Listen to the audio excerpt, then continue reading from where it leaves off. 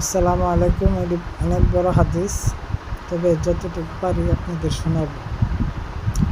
আপনারা শুনেন, সবাই শেয়ার কমেন্ট জানাবেন। ভাই, আমি এক অসহায় মানুষ, আপনাদের শেয়ার কমেন্টে যদি আমি কিছু পাই, আমি আমার সন্তানদের মাদ্রাসায় পড়াইতেছি, তাদের মাদ্রাসার কামে লাগবে, আর গরিব অসহায়দেরকে দেব, এটাই, আর কিছুই না। পুলসিরাতের উপর আগুনের কথা বলা।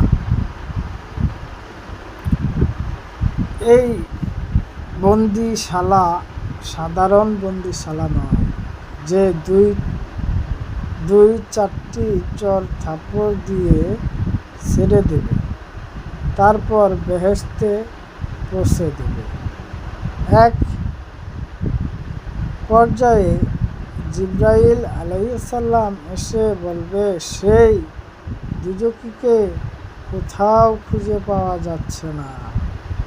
আল্লাহ তখন বলবেন, দুজকের অমুক প্রান্তের নিচে সে চাপা পড়ে আছে। জিবরাইল আলাইহিস সালাম সেখানে গিয়ে দেখবেন একটি পাথরের নিচে সে ব্যক্তি সাপ বিচ্ছুর দংশনের মধ্যে চাপা পড়ে আছে। দুজখের সাপ যদি একবার কাউকে দংশন করে, তবে সেই দংশনের যন্ত্রণা সে ব্যক্তি 40 বছর পর্যন্ত ছটফট করতে থাকবে। জিবরাইল আলাইহিস সালাম তাকে এক ঝটকায় টেনে তুলবেন, তারপর তাকে পরিষ্কার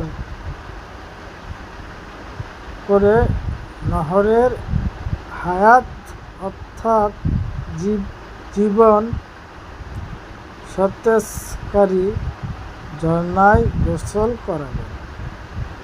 এর ফলে যে ব্যক্তি তাদের মতো উজ্জ্বল সুন্দর হয়ে যাবে, তারপর তাকে পুলসিরাত পার করে নেওয়া হবে।